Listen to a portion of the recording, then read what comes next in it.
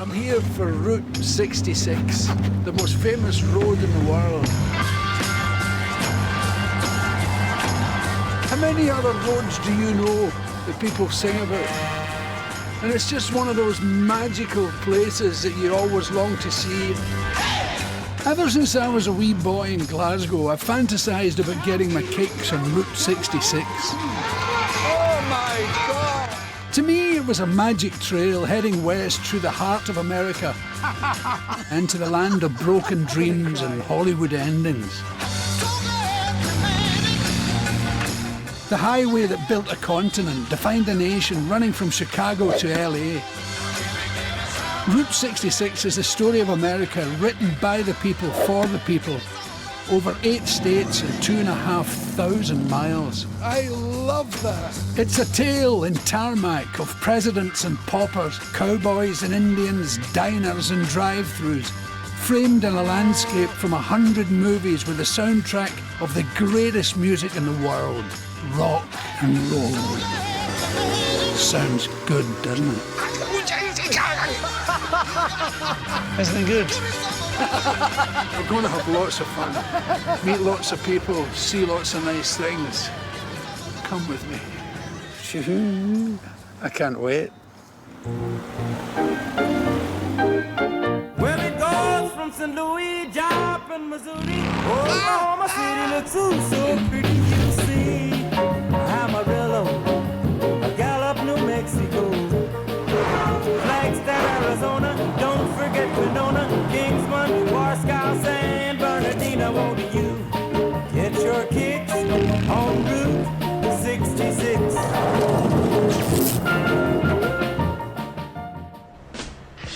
It's the final leg of my Route 66 road trip, and I'm going to show you the deepest... I must be off my bloody head. The biggest... Whoa! The oddest... Makes a great tinkly noise. And the cutest sights the Mother Road has to offer. But there's even more to it than that. I'm going to find the true spirit of America.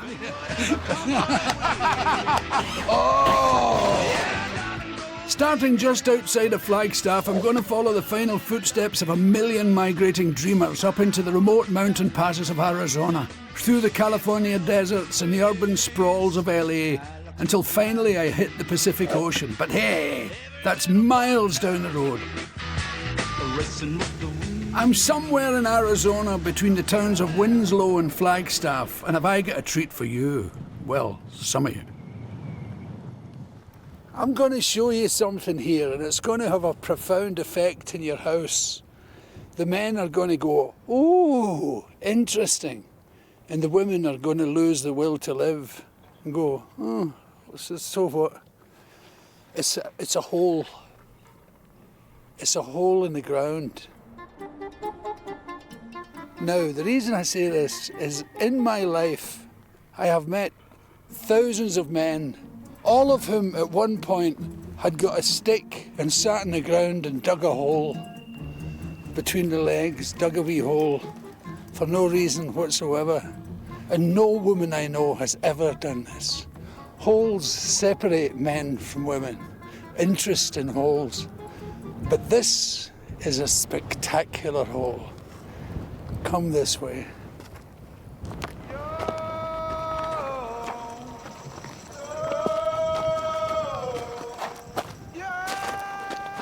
How do you fancy that one? It's 750 feet deep and 4,000 feet across. If it was an arena, the audience would be 2 million people. I know you were desperate to know that and had made wild guesses before I said it. You're probably saying, why are you telling us this? Because this was created in a more spectacular fashion by a meteorite 150 feet across, they reckon. And with the power of 20 million tons of TNT, it came flying out the sky one day and belted this place right there. Bosh, like a nuclear explosion. If you like holes in the ground, it's well worth a visit, guys. There's a shop here. I'd better not say that. Send your wife to the shop. Oh, that was just a sexist joke. Personally, I like the shop. I'm going in there to buy a keyring and a badge for my grandchildren. But the guys, you will love this hole and you will dream of sitting on the edge with a stick having accomplished this. It's a smashing thing. And it's one of Route 66's highlights. Funny enough, they reckon it's Route 66's second biggest highlight. And the biggest highlight's also a hole, but it's an even more spectacular hole.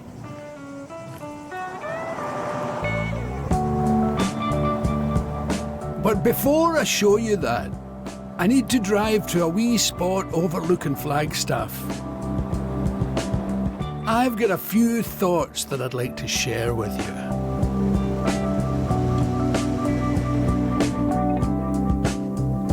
While the city was busy, we wanted to rest. She decided to drive up to Observatory Crest. That's Flagstaff, Arizona. Now, it's a big city, but you would think it was a village just to look at it because of the lack of light from being up on the hill looking down at it. And the reason for that is, in 1894, Sir Percival Lowell, the astronomer, set up an observatory here. And it was at his observatory they discovered Pluto, and it really put this place on the celestial map. Now, if you look at the planets like the sun and the moon and the stars and all that, they resemble a basic atomic structure with a nucleus and protons and neutrons and electrons spinning round it. It's exactly the same thing. So I think what we've got wrong over the years is thinking that we were at the big end of the telescope. We're actually at the wee end. We're not huge in the cosmos. We're a tiny, tiny, microscopic, tiny, weeny, the smallest thing you can imagine. And we're part of something huge. I've come to the conclusion we're part of a big cup of tea in space. And that's the way I look at the world, ladies and gentlemen. And that's why I'm in Flagstaff, Arizona tonight.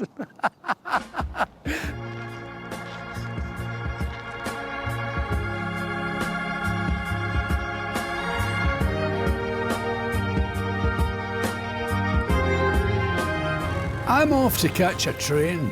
It's a little detour off route, but when one of the 7 wonders of the world is at the other end of the tracks, you can't just pass it by.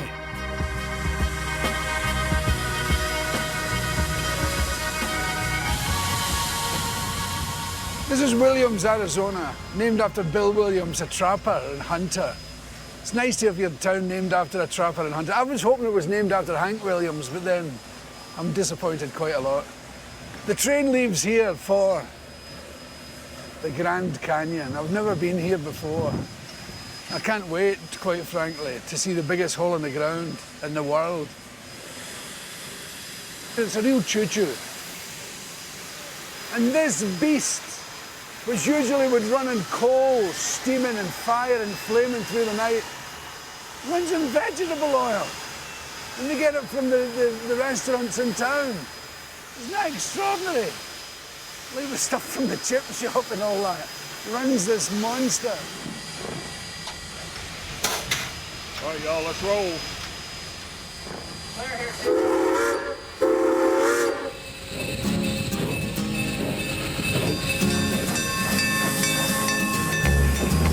That's more like it. Look at me, I'm a train on a track, I'm a train, I'm a train, I'm a train. Rodeo! Yeah. Rodeo. Yeah. Train stuff. Look at me, got a load on my back, I'm a train, I'm a train, I'm a train, yeah.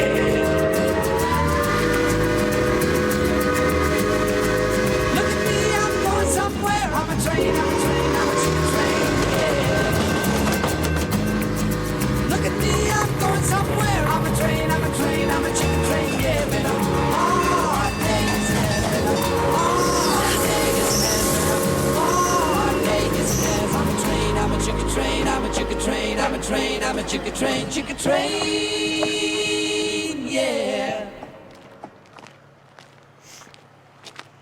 I'm led to believe it's over here. And it's a mile deep, apparently.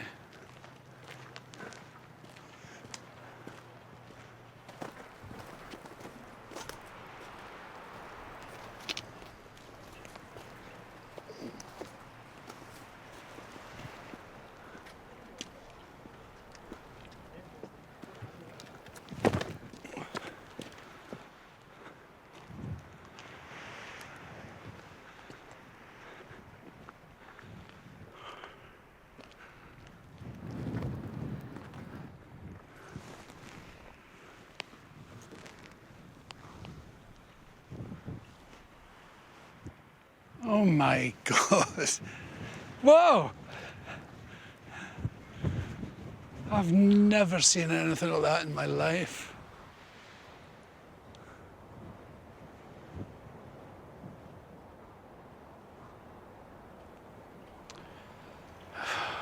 I've seen it, been there, done it. I'm going to get the t-shirt. I just had a tumbleweed there, did you see it? Train I ride. One of the small but marvellous pleasures of riding Route 66 is the trains. Well, that long Cruising alongside a half-mile-long train in the open desert is an unexpected and completely childlike joy. The only thing that could make it better would be seeing a hobo in an open crate. But I think maybe those sights may well be a thing of the past. Now, you may have heard the expression, the wrong side of the tracks. She was born on the wrong side of the tracks, or he spent too much time on the wrong side of the tracks. Here's what it means. These are the tracks. You get this a lot in America, where the railway track crosses the street. Over there would be the wrong side of the tracks. Over here would be the people who had bought land. That's the right side of the tracks, the settlers. Over there were the lowlifes and the people who had no money. Well, wander with me over to the wrong side of the tracks, if you will. I don't know if you can see from here. There's a building that red windows with a kind of blue awnings. That is called the Red Garter. That was a brothel, the fun house. Sometimes known as a nothing house or a bordello. And that's what made it the wrong side of the tracks for some and the right side of the tracks for others. I've got a funny feeling it would have been on the right side for me. This is Memorial Day today when America remembers its military men from all different wars. They're waiting for a parade, obviously. See them? Americans just love a parade. I must say, I'm one of them. I love them too. If you're a visitor here, There's a true patriot here. How you doing? How you doing, Billy? Good to see you. Nice to see you, Big man. fan of your work, sir. Oh, thank you very much. That's very nice of you.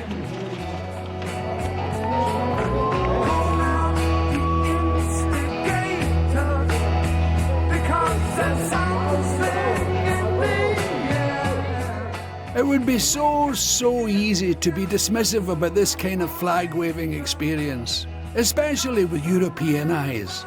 But that's to miss the point. When you see a man in a parade dancing with a shovel full of shit, I don't think you need me to tell you that this is hardly a jingoistic display. But it is positive. There is pride and community, family in each other. And when did that become a bad thing to throw a parade for?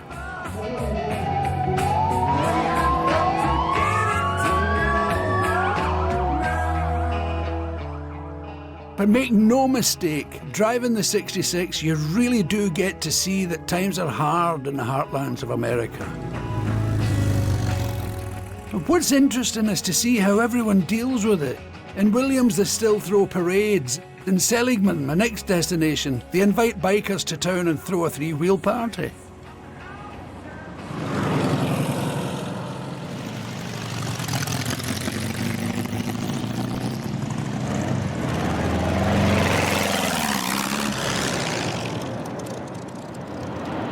That's for sale. This is your big chance to become a beautiful triker like me, like these nice people, windswept and interesting. It Is that you, Catfish Larry? That's me. What a great name. I don't want to tell you the story. That's my rat right there, the yellow one. Oh, this all yours is yours? Yes. It's a beauty. It's been for sale for a while. Why? I'm living on Social Security disability. Can't afford everything. I got a boat, a street bike, and a dirt bike, and I need to sell something so I can live for the next 6 or 8 months. Why not sell the other ones? Well, I'll sell whichever sells first. Yeah. I'd like to get rid of the boat first, but well, it's been for sale for 2 years and I haven't had a bite yet. 2 years? Yes. The economy, you can't sell anything, especially anything that burns gasoline. Absolutely. Well, I wish somebody'd come up with some cash. Yep, take the good with the bad, even live. Yeah. Tell me about Catfish Larry. Don't be shy. No, I couldn't tell the story. It wouldn't be able to be broadcast. I did find out why he was called Catfish Larry, by the way. And he's right, it isn't suitable for broadcast. I've got an appointment with the barbers, but not for a haircut, oh no.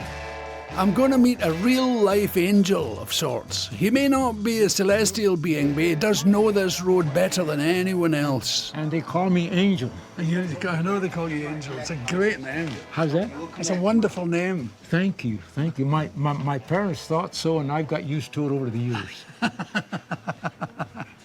But you've seen all the changes here, haven't you? I've seen, in 84 years, I've seen a lot of changes. Yeah, you've seen the people go to California, the poor people coming back I here. saw the Dust Bowl days when the so-called Okies traveling on Route 66 when it was dirt. Yeah. Then I saw all our service boys during the World War II. Then I saw the day that this town died for 10 long years. Was that when the interstate came? Yeah. September 22nd, 1978, at about 3 in the afternoon, the business community died for just like that. They forgot to put up signs out of Flagstaff that said Seligman, Arizona, 68 miles. So you ceased to exist? Now we're getting down to the brass tacks. We were raped. The state bypassed us, and they didn't even have any signs. After 10 years, I got angry. Good on you. After the town died, Angel wasn't willing to take it lying down. He relentlessly argued with local and state legislators for Route 66 to be given historic status. And he refused to give up until his demands were met. So around here they call him the godfather of Route 66. When your government speaks, listen, they mean business. Well, I meant business too when I says the highway is still here and it's not dead. It's we, the people, that helped to save, I like to say, a little bit of history. Yes. On Route 66, it's real America, it's family. There's my daughter, Mirna. Very nice. My other daughter, Clarissa, also works here. Right? Billy Connolly. And Mauricio. Hello, madam. Nice to meet you. Billy, we have so much fun here, and we make a living. It's just a joy to meet the real America, you know, and that I always knew existed. But it's lovely to have proof of it, you know. But these people don't even know what America looks like. They go, Exactly. yeah, she's signed Seligman. I've been there. They're beginning to slow down to smell the roses. Yes. They're beginning to. And the They're beginning to economy is understand. making them do it too. The economy is making them take their time. You know, you can't just load up with gas any old time you like and zip across the country. You have to take your time, and lo and behold, you find good things. It was there all the time, if only you'd known. It's been a real pleasure, Angel. Billy, you make me so happy. Oh, thank you very much. That's very kind of you. The fact that you're going to tell Millions. millions of people Yeah. about we the people here. And you know, We will lose a few because I play the banjo. Thank you all. It's one hell of a legacy Angel has left. He not only brought a road back to life, he gave countless communities all the way to Chicago and back to LA the one thing that had been taken from them: hope. I'm heading to Peach Springs, where one very industrious motel owner has embraced the lead of Angel and opened up a room to rent that has to be seen to be believed.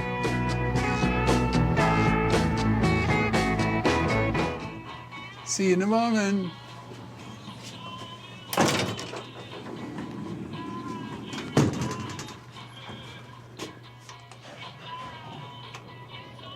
Down we go. We're down 220 feet. I must be off my bloody head.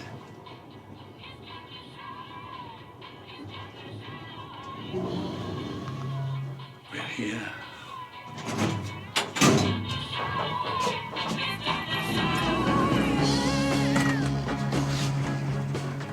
Follow me. Now hold on to your hollyhocks, because I'm going to spend the night in the world's deepest motel room. It's an extraordinary place.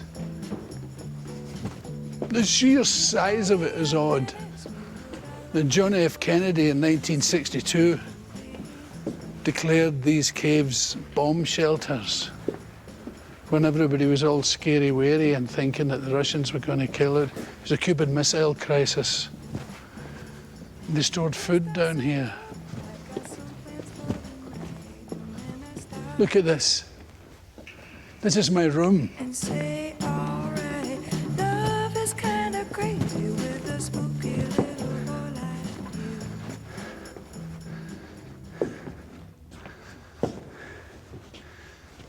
2 double beds.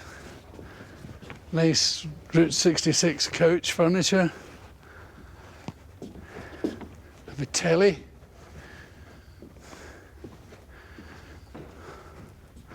All sorts of National Geographic magazines to remind me what the world upstairs looks like.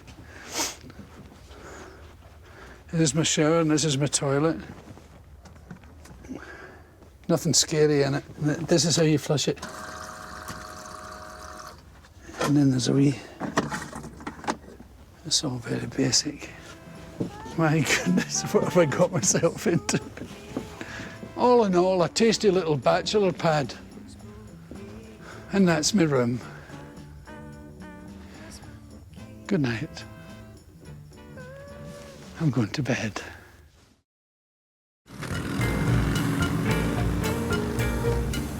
I've got a theory. There's a reason why so many other nations moan about America. It's because they think Americans are spoiled. I mean, think about it. Most kids just want a dog or a cat as a pet. In America, they want tigers and lions, and the amazing thing is, they get them. The real issue, though, is what happens to all those man-eating pets once the parents realise that their precious wee bundles are about to become Kitty's lunch? Well, if they're lucky, they take a ride on Route 66 and come to Jonathan Kraft's Keepers of the Wild Sanctuary on the outskirts of the romantically named town, Valentine. The problem, obviously, particularly with the big cats, is it's a huge business in the United States. It's a $15 billion illegal trade, and there's more animals, 15,000 big cats in private hands in the United States alone. That's breathtaking. Sultan, come here. Oh, my God. Get over here. Come and meet Billy.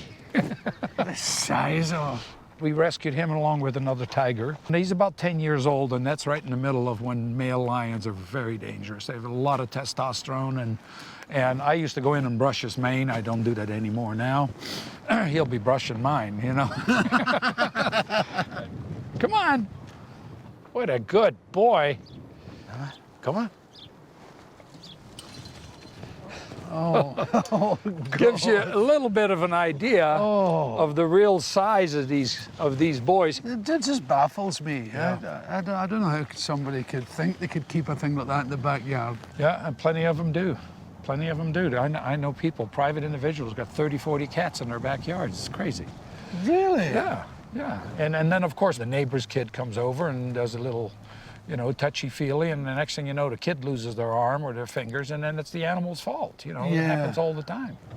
Prior to having his own Damascus-like epiphany about the rights and wrongs of domesticating wild animals, Jonathan used to have his own hirsute big cat show in Las Vegas. So if anyone knows about the dangers of keeping these magnificent beasts as pets, it's Jonathan. That's Snickers. Hi, Snickers. It's a llama. Yeah, it's one of our llamas. And then here we're coming up to Monkey Village. This is Max and Lola, and these are... Oh, what's the matter, Lola? These are capuchin monkeys that everybody wants to own. Let me tell you something, you see the teeth? This little guy here bit his owner's girlfriend's ear off, and so it was either the monkey or the girlfriend. I know what I would have done. But they're adorable, but they are nasty, they are dirty. And then, you know, they urinate in their hand and they rub it all over themselves. And I do that sometimes. Oh, you do? Well, then here's this lion I'm going to introduce you to, Billy. Oh, my God. Oh, What a lovely thing. this little guy is 10 weeks old now. What? Do you want to eat? Hello.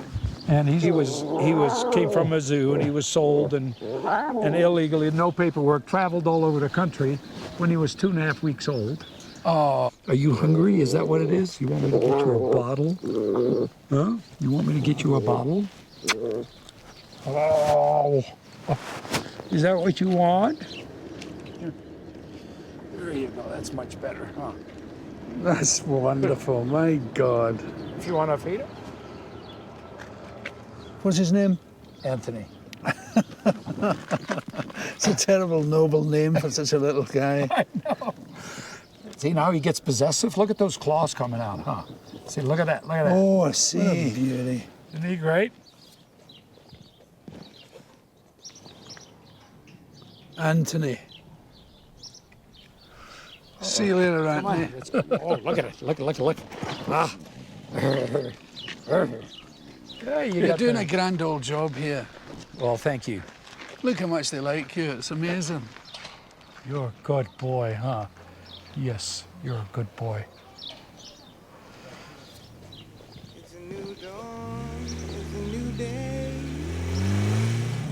It's a new life for me, yeah. It's a new dawn, it's a new day. It's a new life for me. Woo, woo, woo. And I'm feeling good.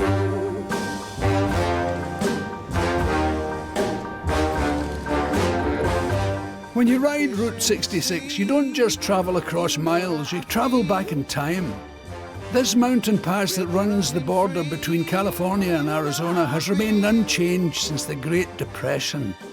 When Steinbeck's Okies, fleeing the drought in Oklahoma, filled this road with heaving cars and trucks, what must they have thought?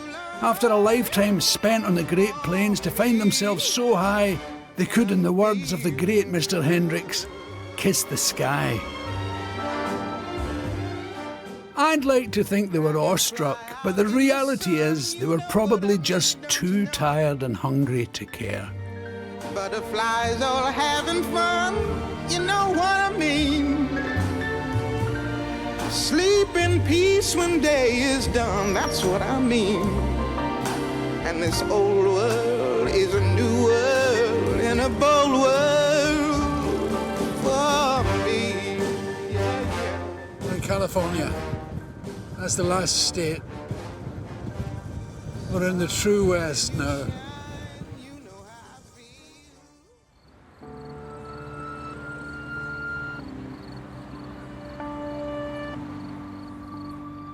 So here we are, my last night on the road. Tomorrow is the big push to LA County. After that, no more motel beds or cups of tea in 24-hour diners.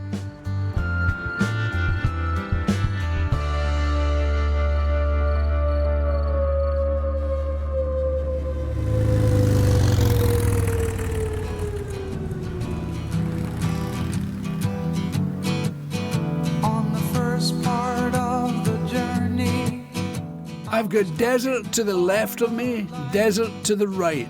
desert in front and desert behind. This is the California of rock and roll minstrels and wayfaring wastrels that any self-respecting Glasgow hippie in the 60s would have longed to see. With all this space to lose yourself in, how could you not turn on, tune in, drop out? I've been through the desert on a horse with no name. It felt good to be out. The only thing missing in this picture is Jim Morrison tripping with the Doors. Not to worry though, because I've got something far groovier to show you.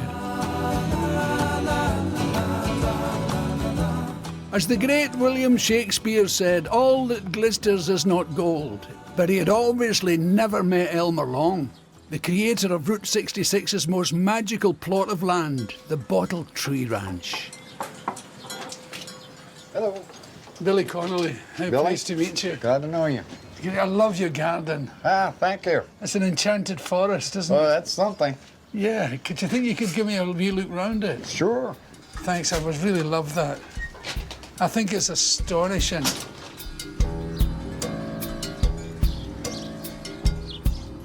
Some of these bottles my father collected. He was Yeah. he was a bottle collector, but he had no way of displaying it. Well, what was your father's idea when he collected the bottles? He just liked them. I believe he thought he was going to get rich. I really do. He would dig a hole in the ground, maybe 5 foot deep, digging up bottles. And when he found an old one, he honestly thought he had a gold mine in his hand. He did. But Well, sometimes you do. yeah, well, it didn't work out that way.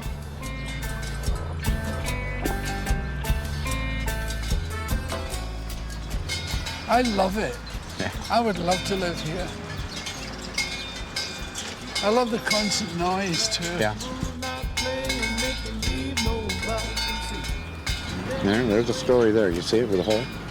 With the board with the holes, Yeah, that's stock. That's not a stock. What is it? That's a toilet seat. Oh my God. Well, of course, in the lid. Yeah.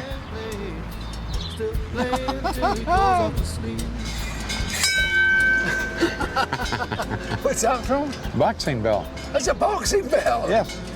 There's guns. Where do you find guns? Well, I picked this one up in Arizona. There's another gun there. That's a shotgun. Oh, yeah. Are you interested in guns that work? No, I have no use for working guns. I don't kill anything. Nothing dies. That's wonderful. No, everything lives here. Some treasure hunters sift the bottom of the oceans looking for doubloons in barnacle-crusted chests. Elmer finds his riches in landfills and dumps. I found where the Baghdad dump was. The only thing left in that dump is dirt and a few beer bottles. I cleaned it out. I cleaned it out. How do you go about finding dumps? The wife and I travel on weekends. We go out and, Is she as keen as you are? nah, yes, but she's not into this like I am. If we go out and I find a place, she'll usually just stay in the truck and read a book. And let you rummage around. I'll do all the work. But she likes to go on the trips. That's lovely. Yeah. There's no money in it. It's all free. Yeah. Yesterday, I had a couple of ladies from Mexico come here, a mother and a daughter. The daughter had an 8-year-old son with her. And before they left, the grandma, she gave me a hug, and her daughter immediately gave me a hug. Now, if you was to compare going to a mine and excavate a vein of gold and take it to the bank and get rich, that's one thing. But little hugs like that coming from people from another country, that's pure gold, and you don't put that in a bank, you put it in your heart, you know? And You got it. You got it. That's the key here. Well, look, thank you so much for your Sure. time. I've really, really enjoyed it. Sure. I like Elmer, a man who made his own American dream come true, and that's what this road is all about. The pursuit of the American dream in the state that promised it all. Beaches, pools, good neighbours, flash cars and eternal youth. And it's that dream that still draws millions to California to this day, making it the most populated state in America. And nearly all of them here in LA County. 88 separate cities with no space between them. You may find yourself in a beautiful house with a beautiful wife. And you may ask yourself, well, how did I get here? But even here, in the heart of a concrete rat race, you still find fairy tales in the most unexpected of places.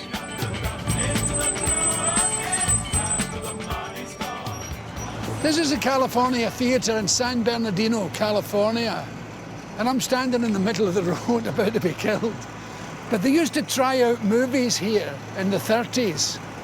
Before, you know, big fancy premieres, they would try them out in places like San Bernardino. And they tried Wizard of Oz out here. And the people adored it, the audience. But the executives from MGM didn't like it. They said, that terrible song slows it down, that's Somewhere Over the Rainbow. The director disagreed and went straight to Louis B. Mayer. And being a genius, he said, nonsense, and kept it in. And it won an Oscar. So much for executives, eh? It's Art Deco, if you like that kind of thing.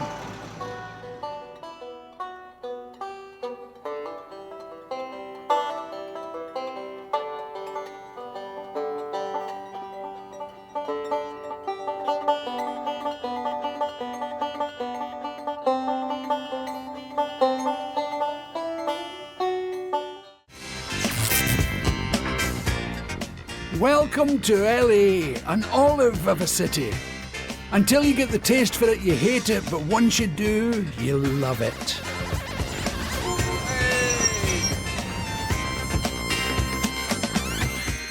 After all that, you think I'd be heading off to the Hollywood Hills. Instead, I'm heading to a garage in the slightly less glamorous suburb of Pomona. Because Los Angelinos love their cars, I mean, this is a city that gave birth to hot rods, where car fanatics would turn rusting heaps into dream machines and race them on LA strips on Friday and Saturday nights. Just like rock and roll, everyone thought it was a passing fad, but 70 years on from their inception, they're more popular than ever.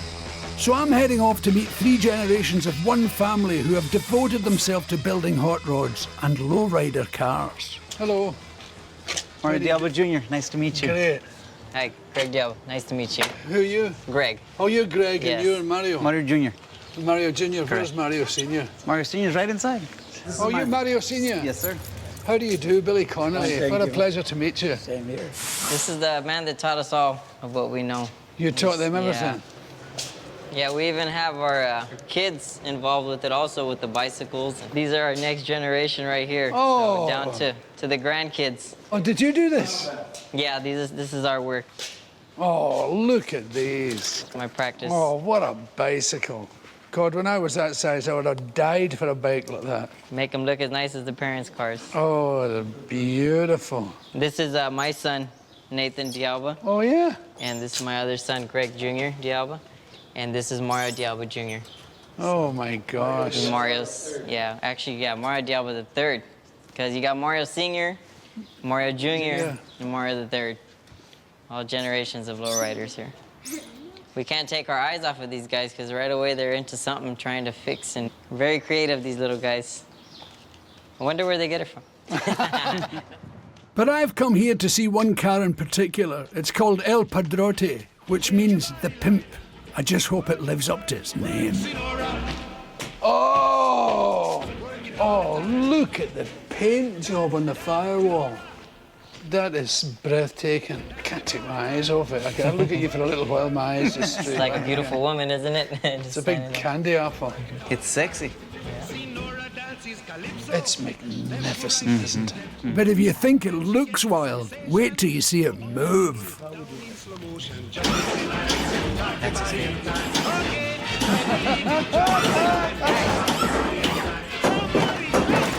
That is, what a piece of work. He's having fun. Not everybody has a dad like that. There's always more to learn, and we inspire each other every day. That's the cool thing about working with family. It is And I am amazing. so proud that you guys like what I like, and you know, You want to learn more and more. I think I'm going to cry. That's what I did. I'm going to cry. It's a touching moment. No. Tell them again you love them. Oh, I sure love my sons, of course. It's magnificent. You should be justifiably very, very proud of it. It's the best car I've ever seen in my life. Thank you. I'm glad you like it. Because I like it myself. I like car culture. I like Route 66. I do not like this.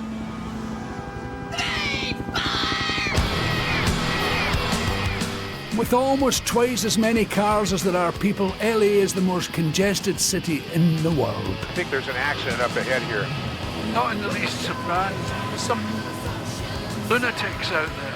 If you think you've got it bad during your commutes to work, spare a thought for the native Angelino who spends at least 3 days of every year stationary in traffic jams. Yeah, this is one of the toughest freeways in the world in the afternoon commute. The Santa Monica Freeway. At night, it'll look like a slow-moving river of lava.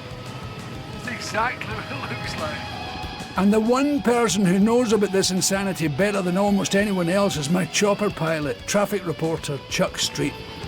Yeah, they call this area the largest open-air asylum. I'll usually say something like the misery level is high this morning on the Santa Ana Freeway, or there's a lot of teeth gnashing on the freeway.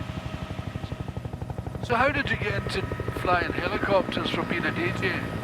Well, I was fascinated with radio and helicopter flying, and I was able to put it together as a traffic reporter, but I actually got my job as a traffic reporter by flying up alongside Rick D's 19th floor radio studio window with a topless girl. Oh, no. Seriously, and he went nuts. And they hired me 3 days later, so I've been doing it now for 27 years.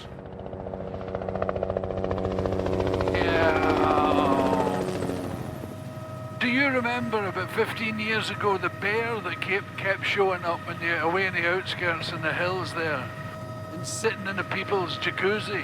Yeah, he would come down from the San Gabriel Mountains, and then the bear would climb over the fence, and like you say, he would get into the jacuzzis. And then they'd helicopter him in a net away. And then 3 weeks later, he'd be back in the jacuzzi. Only in Los Angeles. I love the colorful bushman and the way the sunlight plays upon her hair.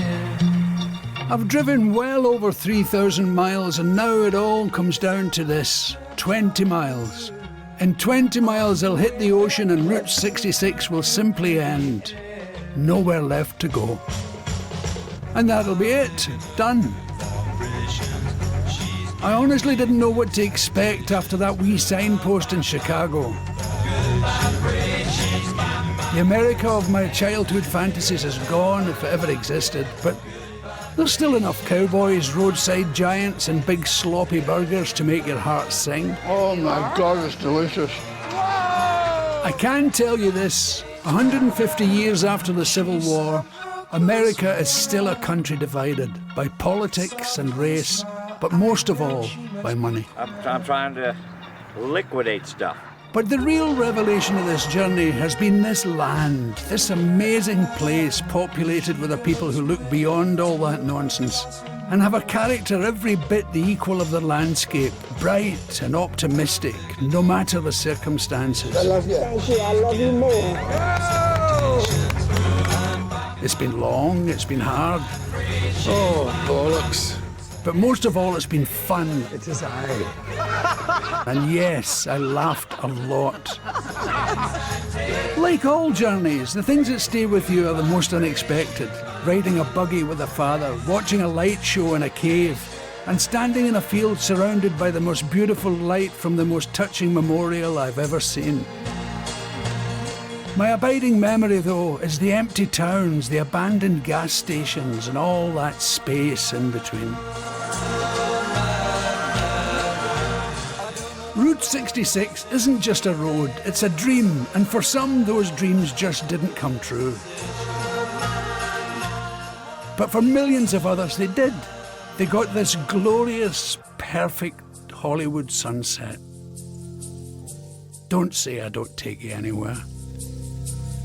Gotta keep those lavender. You should do it. Route 66. It's like life. Complicated, but well worth the effort. I like doing it. I like my crew. I like my trike. And I'm glad I'm here. I'm glad it's finished, and I'm sad it's finished.